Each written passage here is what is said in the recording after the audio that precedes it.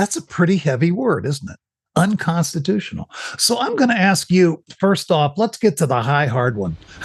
As a person who has been at the intersection of politics and policing, you've been elected, you've served as a cop, you've got an interesting perspective. What unconstitutional behavior has ICE performed in Minneapolis?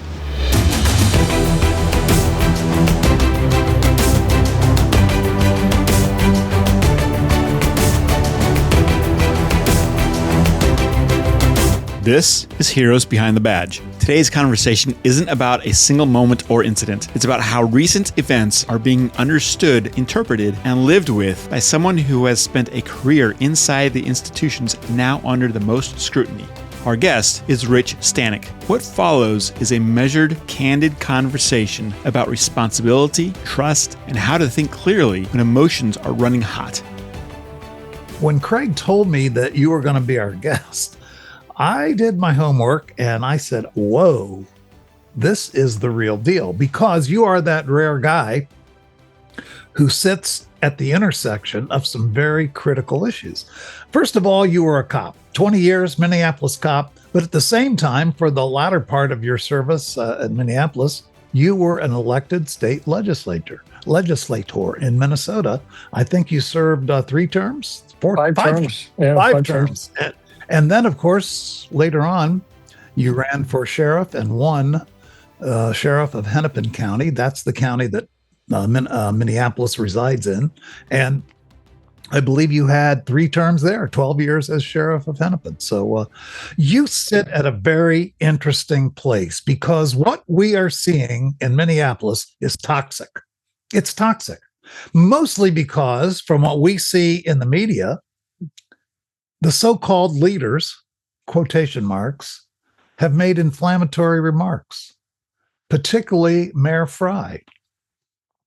He suggested that the activities of ICE were unconstitutional. That's a pretty heavy word, isn't it? Unconstitutional. So I'm going to ask you first off, let's get to the high, hard one. As a person who has been at the intersection of politics and policing, you've been elected, you've served as a cop, you've got an interesting perspective. What unconstitutional behavior has ICE performed in Minneapolis? Well, that's a great question, Dennis and others. You know, my 7th grade nun, Sister Benita from Holy Cross, who had a huge influence on my life and career, told me, if you're not part of the solution, you're part of the problem. And that clearly defines Mayor Jacob Frey, mayor of Minneapolis, as well as Tim Walz, the governor of Minnesota. You know, politics aside, I just don't see it. I mean, people can see this video, right? That's the best visual image there is. They see it with their own eyes, and 4 people can see it and 5 people walk away with different interpretations of it. And what did they see? What did they not see? So who's influencing them at the end of the day? The media, the elected officials, their friends, their neighbors. They know what they see, because that doesn't lie, but it's how they interpret it. And I watched the video from a number of different angles. The one I saw come out on Friday afternoon after the Wednesday afternoon tragic shooting of Miss Good, released by Jonathan Ross's cell phone as he was walking around the car, filming the license plate, filming the occupants. I think that's probably the best video that we have of the tragic interaction that led to her death, and all the turmoil since then. But it didn't start just with Jonathan Ross and Renee Good. This has been going on and boiling for for a long time. And you're right, I've been right in the heart of it. Let me ask you this question, a follow-up on that. How can we, like you say, we can all look at the videos, we all form some opinions, but how can Frey actually go in the media the day of and say, I watched the video and that's bullshit? What does that do to the mentality of the cops in Minneapolis?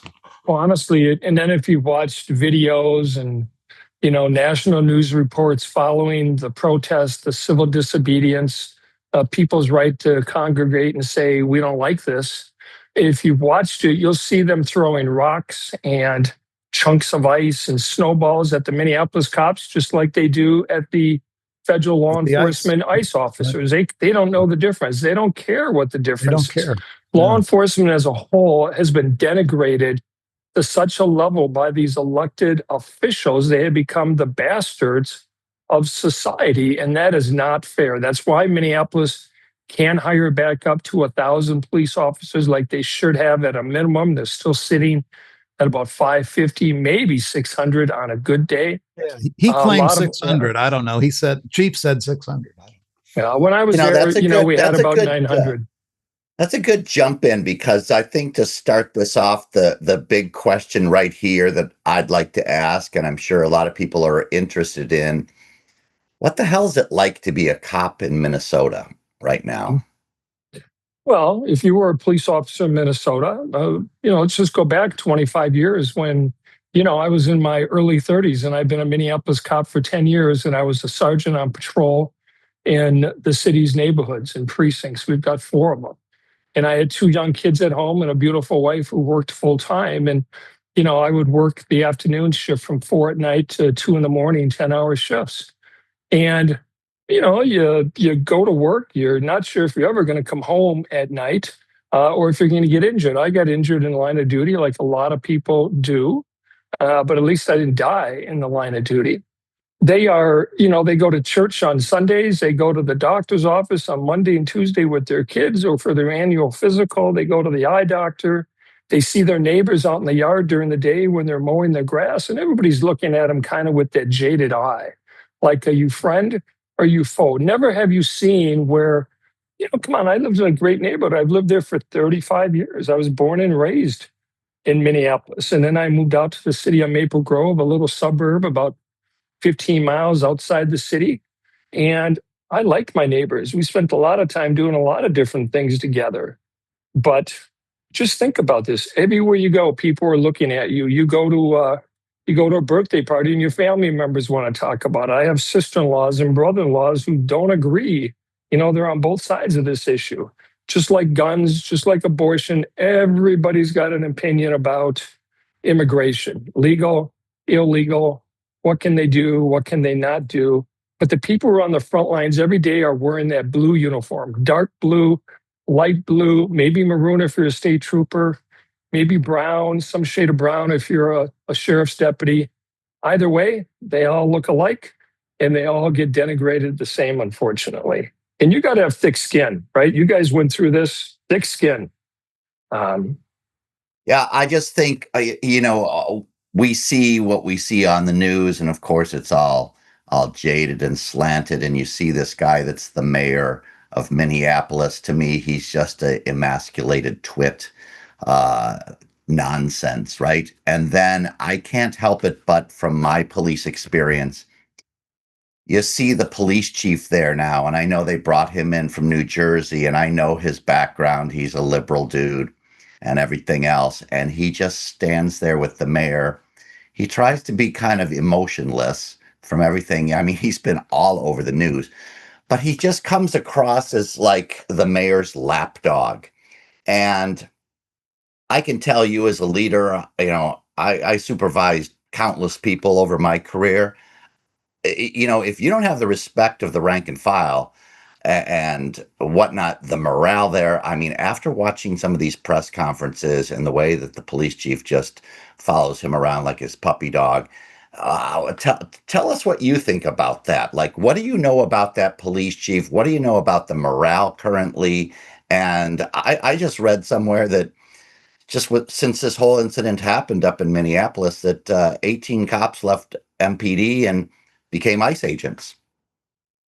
Yeah, the rumor is that 24 have departed since this action started in early December, this surge, Operation Metro Surge, and that 18 of them have gone to work for ICE. It's unconfirmed, but, then again, there's unconfirmed reports that up to 100 Minneapolis police officers just applied for the Family Medical Paid Leave Act, which says that they can take, 20 plus weeks off, no questions asked. They want to get out of there. That's why you had massive retirements. There's nobody left from my era. I'm 63 years old. There's one guy left, a guy named Commander Zimmerman. He's still around after 45 years. He's just kind of, I think he's got something to prove. But so here we are. You've got Minneapolis police. You've got federal ICE officers. They do not talk or interact. You got this tragic shooting. I mean, when would you ever have law enforcement agencies working the same jurisdiction, the same streets, and they don't talk to each other? You have a tragic shooting where the ICE officer fatally shoots a resident of the city of Minneapolis. Minneapolis police, instead of being on the inside, looking out, doing the investigation, working with ICE to find out what really happened, to get the facts. And it takes time to gather facts in a fatal shooting. Instead, they're from the outside looking in, because their police chief has said, "We don't want to work with you. In fact, get the frick out of Minneapolis." You got the governor, calling people Gestapo and Nazis. I'm sorry, but those are fighting words. We all have friends of different persuasions and ethnicities and nationalities. I'm Polish. My wife's Norwegian. Does that mean we're bad because something my ancestors did a couple thousand years ago? I don't think so. And that's what they face every single day. And we've got a pretty diverse police force as well, both in Hennepin County Sheriff's Office as well as Minneapolis police. They're treated just as bad as the white Caucasian officers. The citizens can't tell, won't tell the difference between the two. Well, talk about that leadership, though. What have you heard about this chief, and what have you heard about the new sheriff there in Hennepin County? What's going on with them and their leadership? Yeah, well, leadership starts at the top. I mean, you've seen Greg Bobino, the commander of CBP, on the ground every single day with his men and women and leading from the front. And now you've got, Chief O'Hara, who came to town just after the George Floyd incident in about 22. He just got reappointed to a 3-year term, 25, now 26 to 29. So that may give you some idea what's been going on the last couple of months in terms of his loyalties. He likes being the police chief. He came in after a police chief that was also an utter failure during the George Floyd and testified against, the officers involved, whether right or wrong. But O'Hara is caught between a rock and a hard place. I'm not going to criticize the police chief because it's a really tough place to be, a rock and a hard place. The rock is Governor Tim Walz. The hard place is Mayor Jacob Fry. And he's got to somehow walk that line every single day. He's got 13 council members who make my more liberal friends appear very conservative. I mean, they are really bad. They're the ones that wanted to defund the police. They don't like the police. Their rhetoric is amped up even worse than Walz and Fry. And so, I told friends, and I would tell Chief O'Hara, when you get up in the morning, you look in the mirror, you got to be thinking, what's going to hit me between the eyeballs today? Because every day it's something. This has been going on since early December in terms of the Metro surge. Every day he gets up, he's getting phone calls from his command staff. And by the way, Chief O'Hara just shook up his command staff over the last week or two, made a number of significant changes. No explanation as to why. What does that tell you? Somebody's got to take the fall, and all they do is push it off. That's all. The sheriff is a good person as well. She is she's the 29th sheriff of Hennepin County. I was the 27th. We had 28 in between us, and he was an utter disaster. Got arrested and DUI and rode his squad car and lied to everybody. And we don't even talk about him. This sheriff, though, does things just a little bit different. When I was sheriff, we cooperated with Immigration Customs Enforcement. We allowed them to come into the jail if they wanted to look through the roster in the morning and see who was in custody, and they wanted to interview those people. We allowed that to happen. If they wanted to facilitate a safe transfer within a custodial setting like the jail or the Sally Port to take them into custody, we allowed that to happen. That stopped when I left office in early 2019. And thus we have what we have today, a sanctuary city of Minneapolis, a sanctuary county of Hennepin. People say a sanctuary state of Minnesota, although there's many parts of the state, probably 85 out of the 87 counties don't see it the same way as the two metro counties, Hennepin and Ramsey, which account for probably 65-70% of the population, unfortunately. Yeah, and I know that this was something that Craig wanted to drill down on, and he's going to ask you a little bit more. But when you did say just now about you when you were the sheriff and allowed immigration to come into the jail and whatnot, did you get pushback from the governor's office or the state in general? Well, here's the beautiful thing about sheriffs, as you all know. We are elected by the people in the county. I had 1.3 million bosses every day, some that agreed with me, some that didn't agree with me. Nonetheless, they were my bosses. And so we did the right thing, cooperating with law enforcement, protecting people in our community. Or, Kristi Noem or Greg Bobino or Tom Homan to say that Minneapolis has released 500 plus murder, rapists, kidnappers, shooters, violent gang members back into the community when they could have facilitated a safe transfer to ICE weeks or months ago is absolutely outstanding. And you got to look at it and go, why didn't we do that? Why are we having to stop them on the street and traffic stops or knock on their door or go into businesses to get them? That's and most people, honestly, most residents in Minnesota, although we're living it every single day, do not understand what detainers are or aren't, what immigration does or does not do. They were saying, well, if ICE comes to your door, don't open it. They need a warrant, and they're not going to have a warrant. Well, yesterday you saw ICE doesn't need a warrant if you have a final order for removal.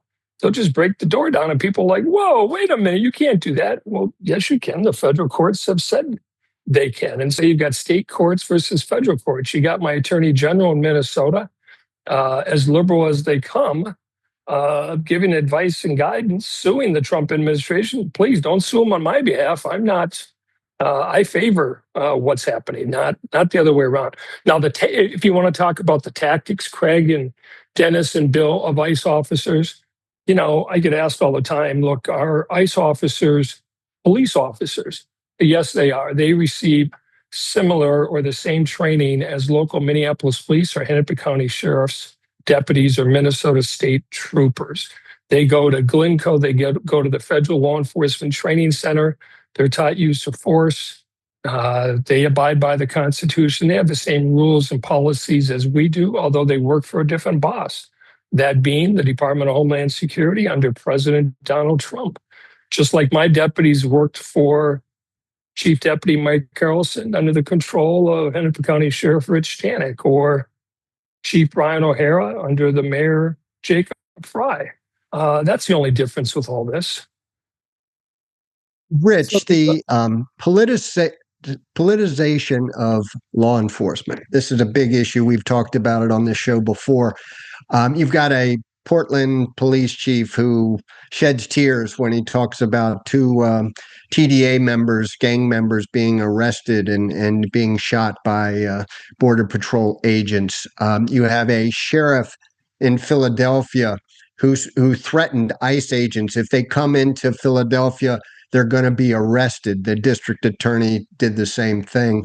And you've discussed the situation in Minneapolis. We're seeing it in Chicago. We're seeing it in so many of the major cities.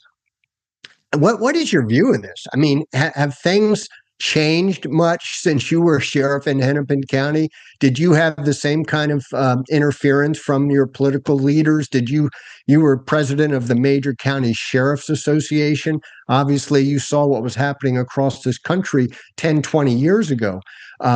Have things gotten that bad that we're having the mayors and the governors and the president and everybody dictating, the way law enforcement occurs, and really encouraging a lot of the citizens to resist if they don't like a particular law? Simply impede the enforcement of that law. Simply resist if somebody tries to enforce that law on you. Don't comply. And I mean, isn't this what's created this very dangerous, this very volatile situation that this country's in right now?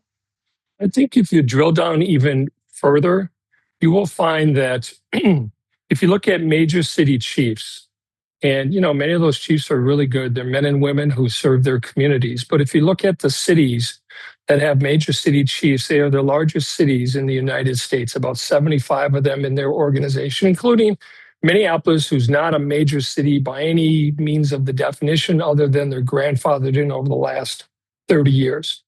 But those cities are controlled by liberals, and the concentration of power is tremendous. Again, you just look at what happens. And I'll just give myself, as an example, because that's best case. When I ran for reelection in 2018, I have 1.3 million residents in my county. I won 45 of the 40. I won 46 out of the 47 cities in my county by the election numbers, by the sheer number of votes. I lost because of the city of Minneapolis, and even then, I won 4 out of the 13 precincts in the city of Minneapolis, and I still lost an election by 500 some votes when there were about 600,000 people who voted in my little sheriff election in 2018. That concentration of power and who votes, how they vote, are they even legal to vote? There's no accountability. I mean, I contested the election for a period of time, but we don't have provisional ballots like, God bless these people in Florida. They have them, which means when you vote, your vote is set aside. And if it's valid, it's counted. If it's not, they'll go back in and look at Dennis Collins and say, your vote is null and void. In Minnesota, they don't have Rich Stanek's name on my ballot. So when I vote and put it in the box, it's gone. If I say, well, wait, Rich Stanek is dead, or he's a felon, or he was illegal to vote, well, show me which one was Rich Stanek's ballot. And they can't do it. So their only recourse then is to redo the entire election. Well, I'm sorry, but that's a lot of cost, time, and effort. And so every place in this country is a little bit different. We issue driver's licenses to illegal immigrants in Minnesota, and most people would agree that is not a good idea. That's your ticket to get onto an airplane. It's your ticket to get into all kinds of things. They want to drive. I don't care, but don't issue them photo ID that's, valid for all kinds of other things. And that is part of the problem. You forgot, Bill, that when I served in the legislature, I left there to go to work for my governor as Commissioner of Public Safety and Director of Homeland Security. And I spent a couple of years doing that. So, I looked at law enforcement from the local level with Minneapolis Police, the state level as the Commissioner of Public Safety, and then back in the county as the Sheriff of Hennepin County. I had a pretty good purview of what was happening, both politically, strategically. I understood law enforcement. I would argue that just like all of you today, being retired for several years and working in a nationwide consulting group, the 11 of us, we're more engaged today than we were when we were working in some respects, because we can focus on what's important and what's interesting to us and weigh in and have an influence like this. I've commented a number of times about what's happening in Minnesota since December 1st with this Operation Metro Surge with, the ICE and immigration efforts. But that's because they trust what we say. And most people just want it broken down to something they can actually understand, unfettered, non-political. Just tell us like it is. You see it with your own eyes. What does that mean? Interpret it for us. Absolutely. And you say you see it with your own eyes, and it's kind of eyes wide open about, the fraud and the Somali community and the amount of crime that's going on there. And so you've seen it through the law enforcement perspective as a sheriff. Legislatively, you've seen it going back to when you were sheriff. How long has this been going on, and what was your experience with it overall? Well, people say, well, all Somalis are bad. All Somalis are not bad. All African Americans are not bad. All Polacks are not bad. I mean, pick whatever nationality you want. People have their way, and they're mean and nasty about it. That's why I never look at Twitter and I don't look at Facebook. Why would you want to see those comments? Yeah. And I don't get my news from them. But I would say that what we're all forgetting is how we got to this place in time in Minnesota. And it's because of the incessant, obscene numbers in terms of fraud that's been going on. People say hundreds of thousands, hundreds of millions, billions of dollars in fraud going out the door over the last 10, 15, maybe 20 years all under DFL leadership of governors. Not to say it didn't happen before under Republican governors, but this is when it started to come about. People started to call attention to it. And what did they do? They just ignored it. Now you've got Walz and Fry both being subpoenaed by the Department of Justice. They want to know what they said, when they said, how they said it, to encourage citizens to act out against ICE. But I guarantee you, they're also going to look at campaign contributions. There are a number of people who were indicted here federally for the fraud that worked for these two men, these two elected officials. How could that come to be? You know that if you ran an agency and you had somebody that worked for you and they got a DUI or domestic assault or something, they'd immediately be put on leave, probably never see the light of day again, at least in your command staff. That's not the way it is back here in Minnesota. All they do is just recycle it, hide it, cover it up, move on.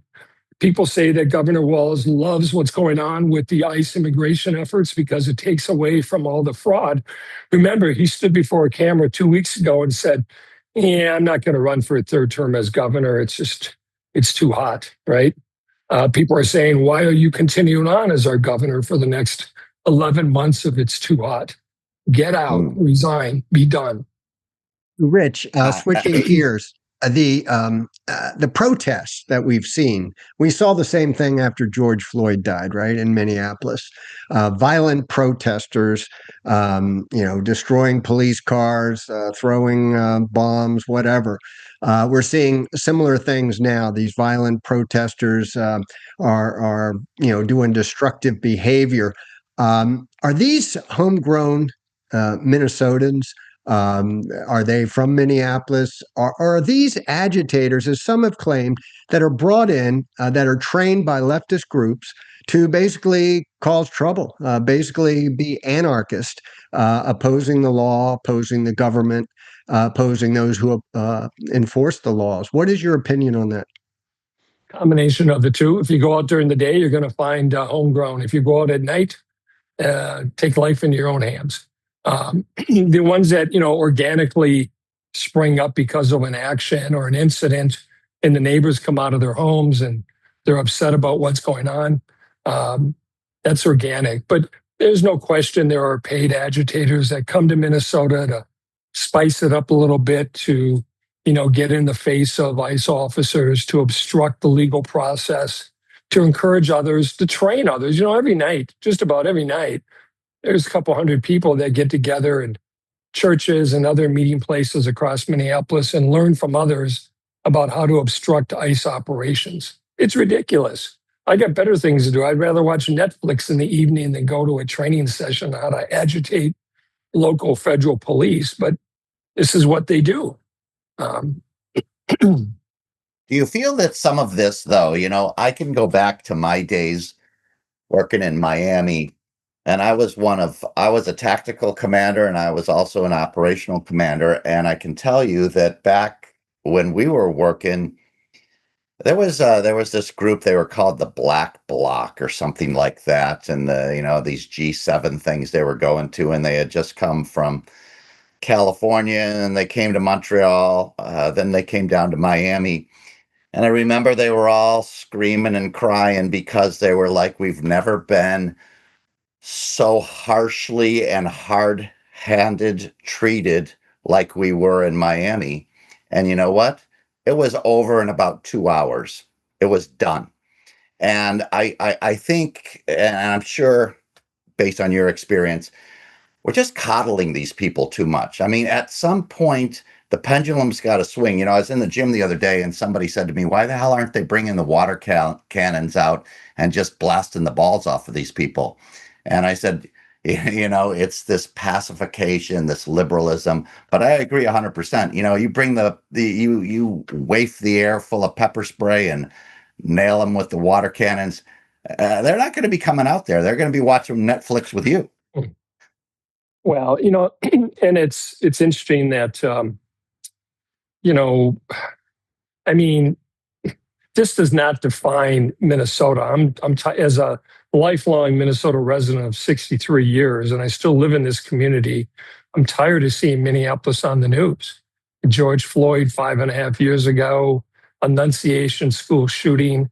Even ICE this last week, they went to a church to disrupt a church service because one of the pastors, who wasn't even delivering the sermon that morning, happens to be the ICE director here in Minnesota. So therefore, they're justified in disrupting a church service. I mean, there's no sanctity anymore. If you don't respect yourself, how are you ever going to respect others? There's a lot of good people out there that want to exercise their right to civil disobedience and First Amendment. But when it crosses the line, they need to be quick and it needs to be tactful. And, ICE maybe they're not the best at doing that. But then again, that's what the local police are supposed to be doing, working with them. When the local police are nowhere to be found, it's really tough. And now that they're there kind of helping them, they've already got, 6 weeks head start. And now people are getting hurt during these lawful protests. And they're wondering, well, why? Why did you pepper spray me? Why did you push me back? Why did you detain me? ICE has been very clear. They're not going to put up with it, tolerate it. They are police officers just like I am, just like you are. You wouldn't tolerate it. You wouldn't expect your colleagues to tolerate it. We don't go to work to be punching bags every day and have rocks thrown at us. That is not the deal. You want to yell at me and call me foul names? Well, have at it. I can take that, but I don't have to be hurt. And we've got a number of cops who have been hurt, some seriously. And I've got friends who have had rocks upside the head with a helmet on, and it's still dented their head. And now they've got to go out injured on duty. Some never come back to work.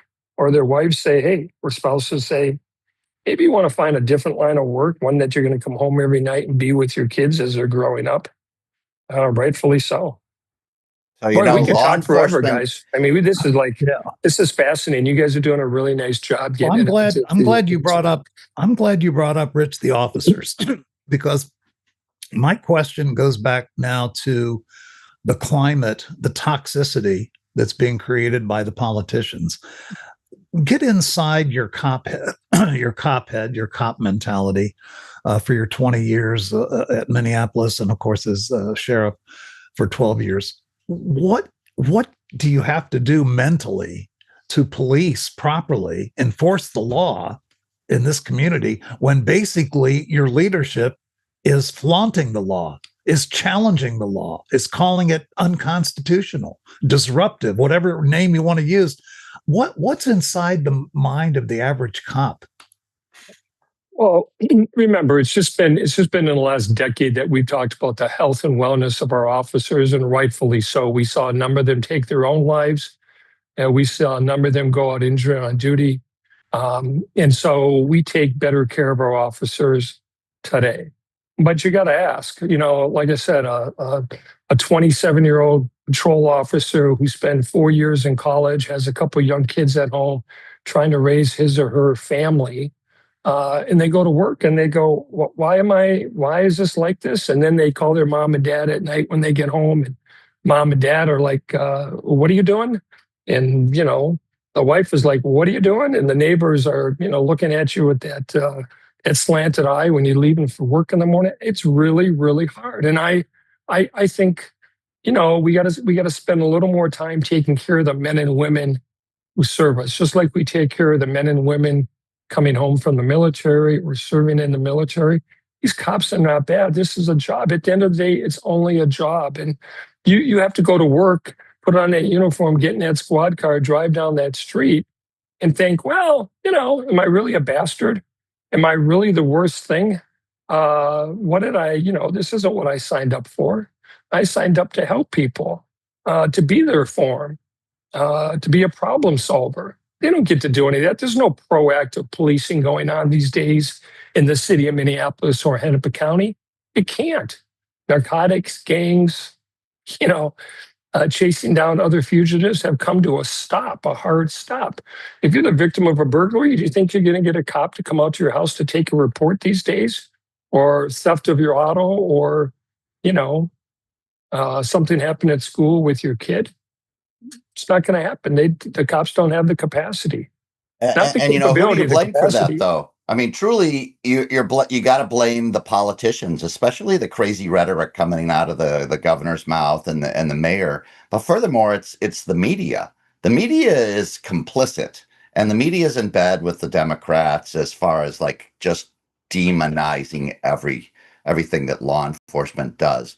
But as cops, we understand that when you're on the front line, you literally have your finger on the pulse of the streets of society.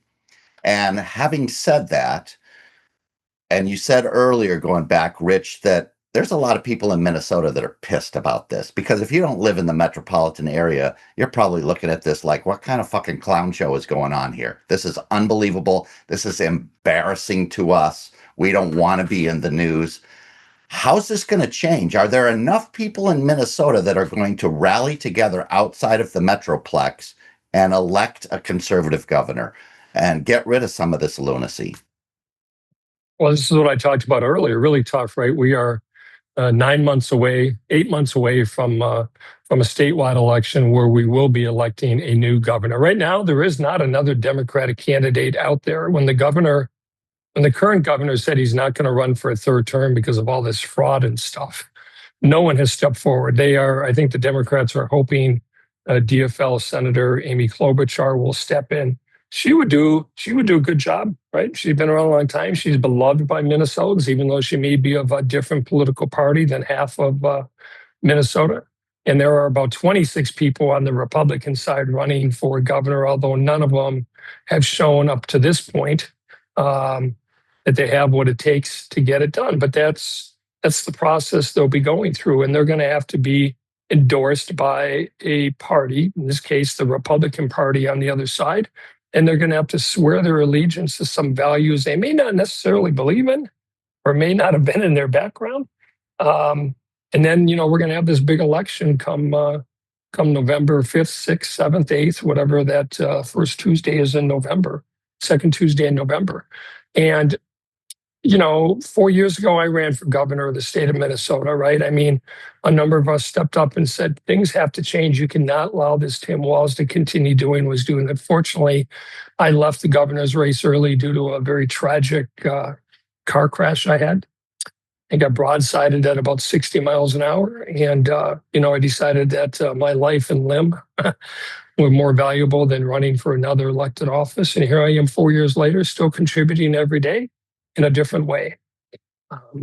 Rich, what is it about Minnesota that you elected a former wrestler to be your governor? You elected a comedian to be your United States senator.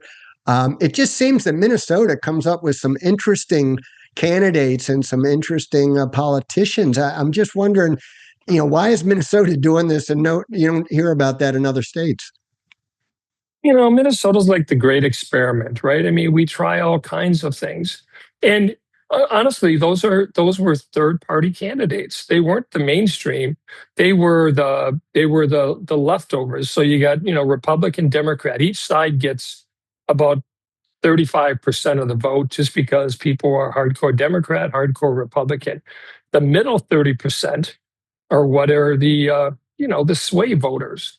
And then if they can draw some from either side, well, that's a pretty good deal. It's just like Governor Walz. He was going to run. He had 55% of the state's population in his corner. He was going to get at least 35% for sure. But as time went on and they saw what was happening with fraud, his base, that 35% base got cut into, and pretty soon it was down to 30 or 25%. That left it wide open and made it unfeasible for him to represent the Democratic Party. And honestly, he's got thin skin. I mean, if you look at him, if you talk to him, that's not worth your breath. I wouldn't cross the street. It's not going to happen. I've never had a relationship with him, never will, not interested in it. He doesn't like cops. I'm a cop. Simple as that. And he's a buffoon. I mean, you just look at him. He's like a weak, ballless buffoon. Basically, is all of us talk about him. We in our cop groups and everybody. Billy has such a way with words, doesn't he? Yeah, I mean, well, hey, we're talking cop to cop. We're just being real here, right? So, interestingly enough, so you ran for governor. I guess you're not looking to do that again. I guess, not but really. You know what? No, that's good. Look, I live on 100 acres in northern Minnesota on forested land with a private lake, and I can snowmobile, fish, hunt, I don't have neighbors next door to me. My kids come up every weekend with the grandkids. Why would I? Why? Well, yeah. What a Nice. life! Let's come up there and join you. Can I'll you take ice fill us fishing. in? Can you fill us in, Rich, a little bit about the Attorney General? So, the Attorney General of Minnesota, he was in Congress, and I don't recall exactly why, but he had to leave Congress because there were some problems there. Somehow or another, controversy or not, he gets elected as Attorney General, and so he's in the midst of all this. He knows what the hell's going on, right? He already dismissed what we talked about with the disturbance at the church as nothing to see here. And also, his son now is involved in politics, I guess, in Minneapolis somehow or another. And it's just kind of interesting, the whole family affair there. Well, his son is leaving. He was an elected city council member. He still is till the end of the year, but he hasn't been around. He's been over at Harvard University getting some fellowship. So he's not even in Minneapolis, but he's collecting her $100,000+ a year paycheck. You got to love it. And the Kind father of is fraudulent as well, right? oh yeah, people say. I mean, you be your own best judge. And then, the father, Keith Ellison, you're right, he was a member of Congress. Before that, he used to serve with me in the Minnesota legislature. And before that, I used to see him all the time on the north side of Minneapolis when I was a patrol officer, and he was a young attorney trying to make his way. He's been around for a long time. I've known him for a long time. Again, what you see is what you get. His religious beliefs are not aligned with my Catholic beliefs or your Lutheran beliefs or any of those. And, he ran into problems in Congress. He came to Minnesota. He ran for attorney general, got elected. He has no interest in being governor. He says, I think it was yesterday or the day before, because who wants to inherit this mess? I mean, it would just be more of the same. He's like I said, if you're not part of the solution, you are the problem. He's part of the mess. Well, he's He part is of the mess. problem. Yeah, I He's think created it. He's created the legal framework for it. right. He's the Attorney General. Yep. Guys, before we finish this interview, I'm very interested as a layman, not having served in law enforcement. Let's go back to the Renee Good shooting. I'm just, a lot of people say, oh, that was an avoidable tragedy. Some blame Renee Good and the agitators. Some blame the ICE agent. Bill, I want you to comment on this too. But Rich, first you. How could we have avoided that situation? I mean, there were so many things that went into that led up to it. I don't know that you can nail it down and one thing was to blame, but talk me through the incident, what led up to it, and how could that have been avoided? Well, I mean, again, residents are entitled to exercise their First Amendment rights and, disagree with public policy. But the rhetoric amped up by the elected officials, as we've just said, encouraged average residents like Renee Good or her wife.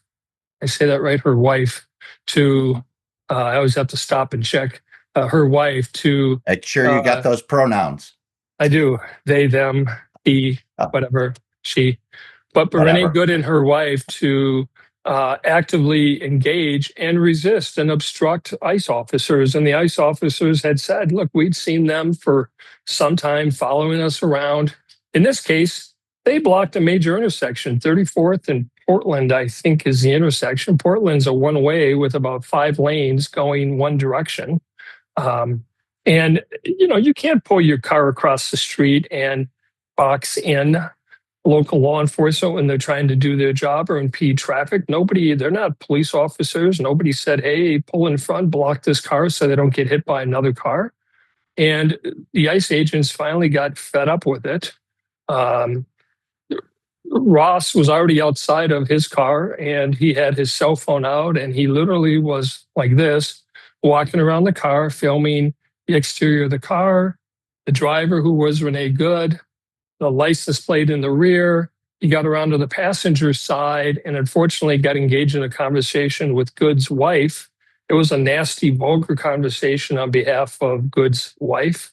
She said something about, hey, big boy, you want some of this? I mean, I don't know. People challenge me like that. You know what would happen, right? The gloves would come off and that'd be it. But he continued walking around the car, until we got to the front of the car, the front license plate, etc. And all of a sudden, there was two ICE officers at the driver's side door talking to Good. One of them was reaching into the car, probably trying to either restrain her hands or turn the car off because she wasn't listening to their commands to turn off the car and get out of the car.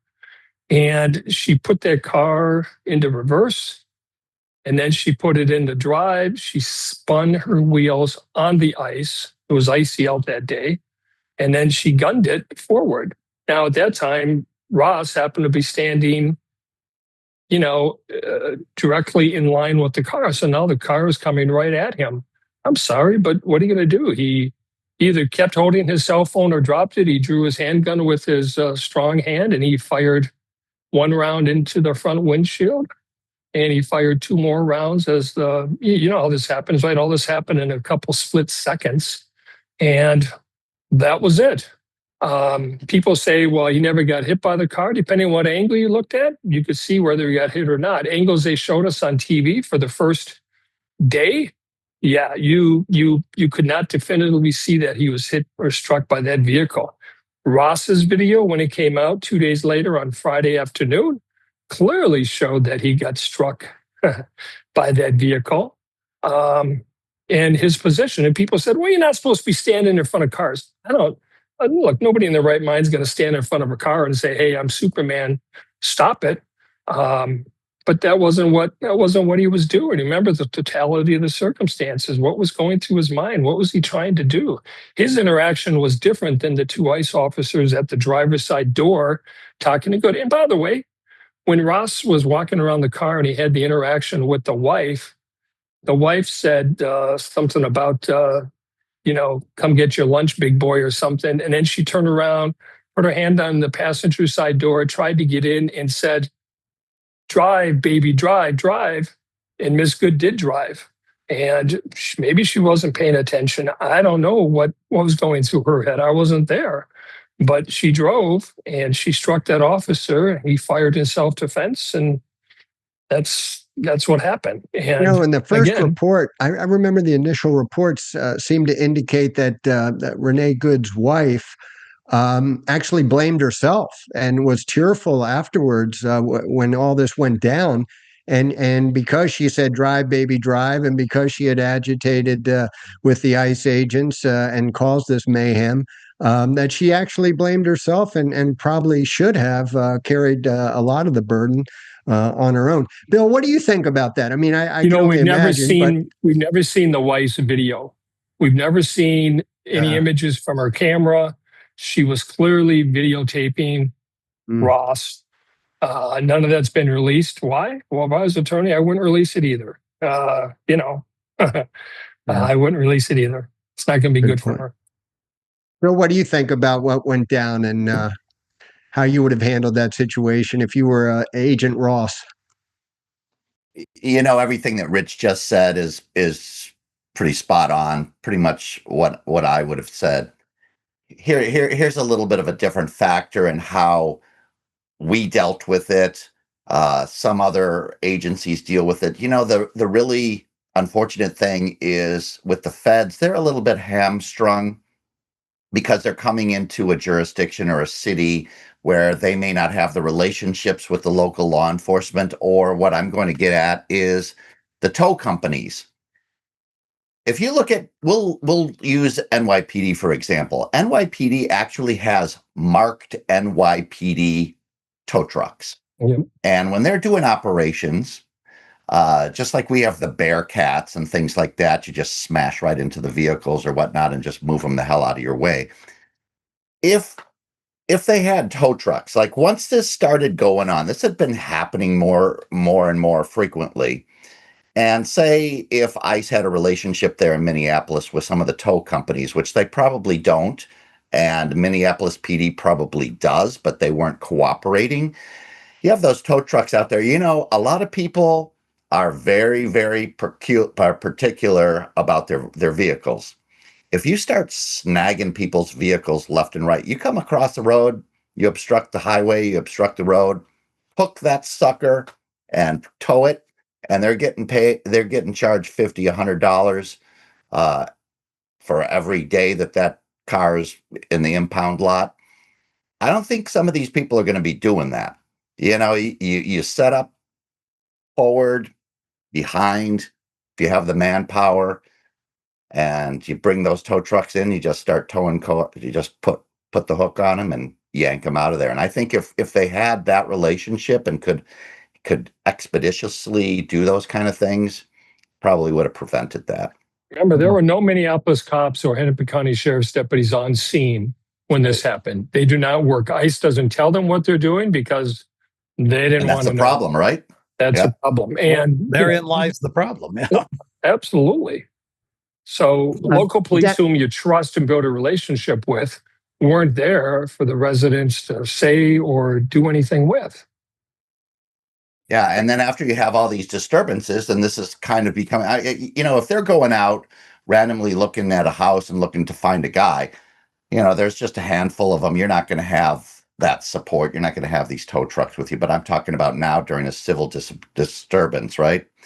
Yeah. Civil disobedience that's going on, and you have these people all coming in now, and you watch this on the news, and they're all blocking them, and they're having this happening now. They just happened, I guess, yesterday in another jurisdiction where there was a shooting, and they're ramming the vehicles. Yeah, I think operationally and absolutely tactically, if some of these guys just brought their own tow truck along with them and just started yanking these people's cars, I don't think they're going to be bringing their cars in there anymore.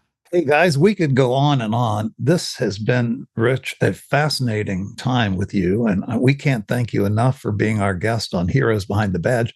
As we know from hosting this program, heroes come in all shapes and sizes, and you, sir, are our hero. You have spent over 4 decades representing not only at the street level, the law enforcement level, but the policymaking level. For those of you interested, look up Rich online and find out all the initiatives that he got passed in the Minnesota State Legislature. Unbelievable. Way too many to mention right now. You need to look that up and see the contribution this man made to not only law enforcement, but also the regulation and administration of law enforcement, and as the Hennepin County Sheriff. Let me just back that up with an exclamation point. I have a story. Years ago, Rich had set me up on a ride along with one of his deputies, one of the most fascinating experiences I've ever had.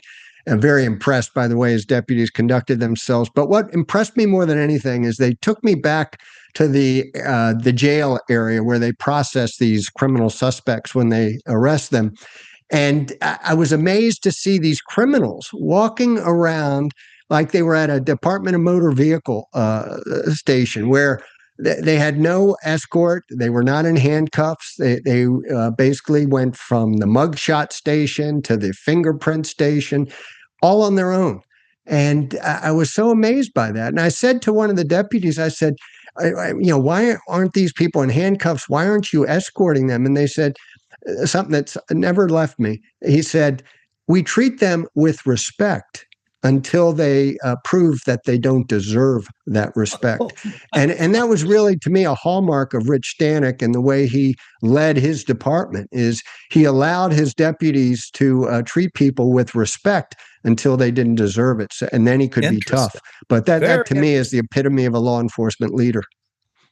Well, I appreciate that. Guys, the other shoe hasn't dropped with this whole thing yet. We haven't reached the pinnacle yet, as you know. And, I think sometime over the next several weeks, something bad, and hopefully a police officer, federal, state, local, will not lose their life as a result of this. But I don't think we've reached the top by any means. We certainly haven't reached the top of the fraud that's been going on, or the investigation, or the federal indictments. And, let's put a marker out there. You want to have me back, invite me back in several weeks, maybe a month, maybe 2 months. Absolutely. Or maybe just a recap of what happened and saying, hey, things are back to normal. It's 70 degrees in Minnesota we can again. Hope. Well, like you say, this ain't over. And unfortunately, the signs are that it's not going to end well. And we can only hope that it does. But again, thank you, sir, for being here today. Thank you for your leadership in law enforcement at all levels. And you'll be welcome back here anytime. Anytime. Come on down to Florida. We'll get together and do it together. Yeah. We'll think about this. You can leave the frozen tundra and come. On the horizon, you have federal subpoenas that were issued to that governor and mayor. They'll be in court this coming Tuesday, February 3rd, federal court. And maybe an indictment will be around the corner. You've got the president considering federalized troops coming into Minnesota. At least they're coming from Alaska, where they're used to our cold weather. Yeah. You've got 3,000 ICE agents now, and you've got Tom Homan and Kristi Noem said it's not over anytime soon. And, you've got a big election coming up in the fall in Minnesota, which could change the course or continue as is.